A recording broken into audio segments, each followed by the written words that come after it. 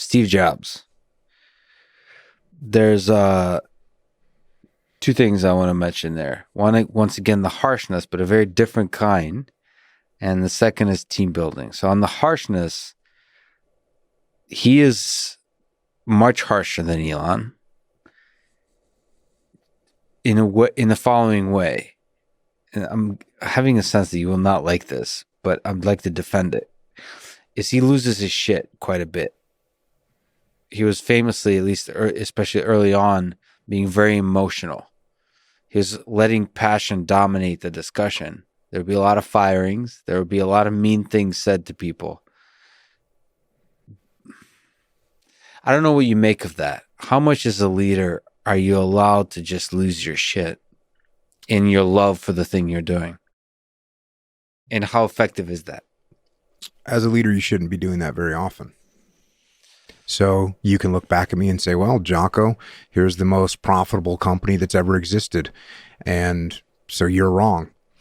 Well, going back to that multitude of characteristics that human beings can have, well, it's the same thing with businesses. It's the same thing with companies. Steve Jobs was off the charts in some of his traits. His ability to understand design. Yeah. His ability to understand human interface with computer systems. So far off the charts that despite his bad temper, emotional behavior, the company still thrived. That can happen. You can have people that are horrible leaders that develop something that's so universally outstanding that you end up with a company that's successful. I get asked that a bunch. People always ask me because I say, look, you shouldn't be losing your temper as a leader. Well, what about Steve Jobs? He used to yell and scream all the time. Great. When people say that to me, I say, oh, okay. Are you as good at design as Steve Jobs was? Are you as good at marketing as Steve Jobs was? He had a certain amount of skills that were off the charts. And so he was able to be successful despite the fact that he would lose his temper, treat people horribly. That's not good. It's not good. And it would have been even more successful if he wouldn't had those characteristics. Now you might say, well, his anger is what pushed things. Well, let me ask you this. What leader wins? The leader whose team is afraid, the team who executes the mission because they're afraid of their leader, or executes the task because they're afraid of their leader, or the team that loves their leader so much that they don't want to let them down? Which team wins? You're implying a confidence that love is more powerful than fear, but I'm not so sure. This is the Machiavelli question. You're saying ultimately it's always better to lead by inspiration and love than by putting the fear into the team. What I'm saying is that I've seen countless times is me leading through my authority, leading through my rank, leading through punitive measures is infinitely worse than me and you working together as a team to win. On the second point of Steve Jobs is he has this idea, philosophy of A players, where you have a group, like the power and the productivity of a group of what he called A players is invaluable. So you want to get a team of people who are the best at what they do. But the most important aspect to him was that a single quote unquote B player on the team destroys the entire productivity of the team. Is there something that rings true to that? So he was, I guess this could be a temper thing, but vicious about firing and removing the what he felt was a toxic B player in a team. So A players feed off of each other unless there's one B player present. Depends on the nature of the B player. Is the player a B player because he's a little bit lazy? Is he a B player because he doesn't have good vision? Is he a B player because he's got a big ego and always thinks he's right and now creates conflict in the team? So there's a bunch of different B players. Look, if you're working for me and you're kind of a B player, but guess what? You're a grinder and you get stuff done. I want you on the team. You might not be the smartest person I have, but I know that you're committed to the team. Yeah. And I want you on the team. So you're a B player, but that's okay. Now, if you're Lex with a giant ego, I'd rather have Lex that's not quite as smart, because I got other people that are smart. I got other people that are smart on the team. Look, you're going to need some smart people on the team, but a team is made up. It's a team.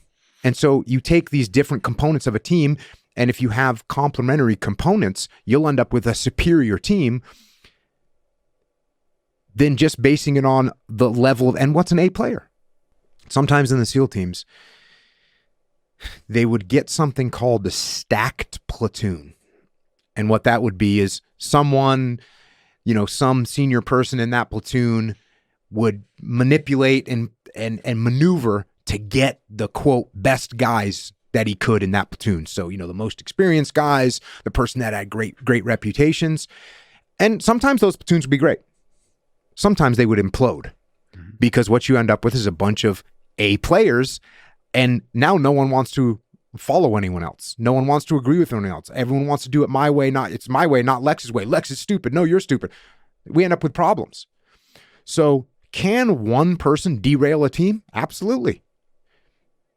Under good leadership, one person should not derail a team. This could be a tech thing too. There's some multiplying effect of just pure excellence, no matter the personalities. I think for Steve Jobs, he doesn't. The ego doesn't matter. None of that matters. What matters is the quality of the output, the genius of the result, and that somehow multiplies itself. And the egos actually, like one of the problems with egos is what does ego usually say? It says, "I'm much better than you." When you have people that are really good together, it's very hard for the ego to flourish, because you're like constantly being shown that you're not as good, and there's a competition.